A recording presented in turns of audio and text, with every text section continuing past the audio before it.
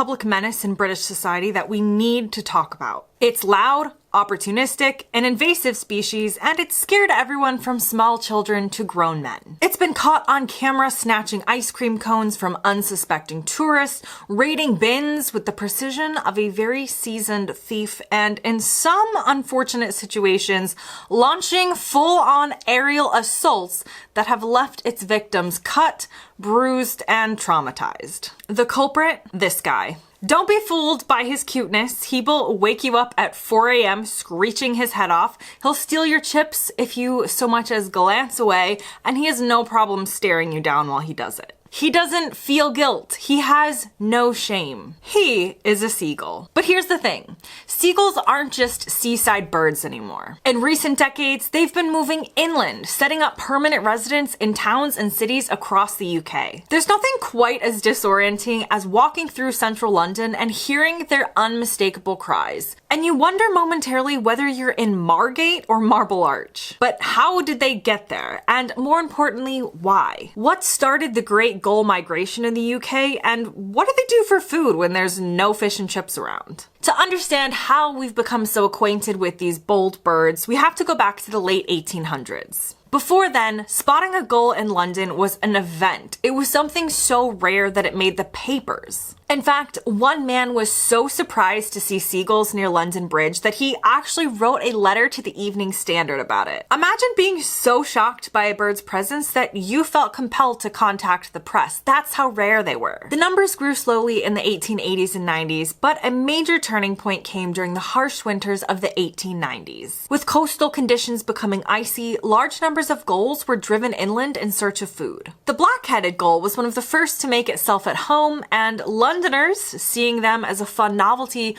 began feeding them scraps from their lunch boxes. Big mistake. With an easy food source and safe nesting spots, the colonies grew rapidly. By 1901, gulls were spotted all over Wimbledon, and by the 1940s, they were all over most of London. By the 1970s, they'd spread to cities like Bristol, Gloucester, and Cardiff. Today, Natural England estimates that around 75% of gulls live permanently in urban areas. They're not just visitors anymore.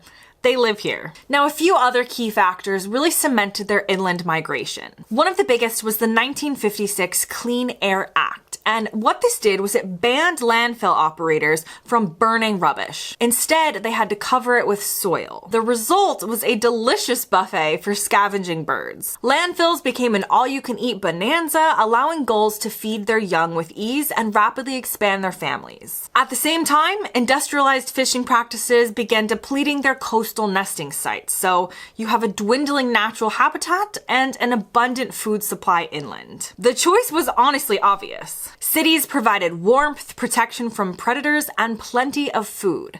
And as anyone who's ever tried to eat a sandwich outdoors in Brighton knows, gulls are not one to pass up a free meal. Now, how smart are gulls? The answer is annoyingly smart. Gulls have large brains relative to their body size, making them incredibly adaptable. They've been observed doing all kinds of things, like dropping shellfish onto hard surfaces to crack them open, fishing by using bread as bait, and even memorizing human schedules in order to maximize their own feeding times. For example, in Bristol, researchers found that gulls had learned the school break times to make sure that they were around when the kids would drop food. Even more impressively, they figured out where compost collection points were and returned at specific times to scavenge the best scraps. These birds are not just out to survive, they are here to strategize. And let's not forget their physical capabilities. The largest gull species has a wingspan of over 1.5 meters, making them formidable in flight. They also live for decades, which ensures they pass down knowledge generation through generation. So if one gull figures out how to snatch your sandwich without getting caught,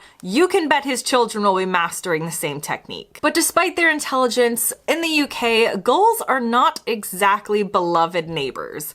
They're territorial, they're aggressive, and they're very good at dive bombing humans. Some Brits have tried to protect themselves with things like carrying umbrellas as a shield, deploying hawks and falcons to try and scare them off, sometimes even installing fake flying eagles on wires. And entire city councils have dedicated gull control budgets, but so far they remain mostly undeterred. Social media is also filled with seagull horror stories and some quite funny anecdotes, including things like, "I've been mugged by one in Brighton before, and it was frightening and pretty irritating that I lost half a donut. While the gulls in Brighton are tough, the ones in Bournemouth will take on your dog, your best mate, and your family at the same time, and still win without breaking a sweat." Someone else says, "I lost the croissant that was supposed to cure my mental breakdown to a Sussex uni seagull." Basically, they're always up for a fight with anything, anyone, anywhere, and they don't really care how bad your day has already been. But here's the surprising truth.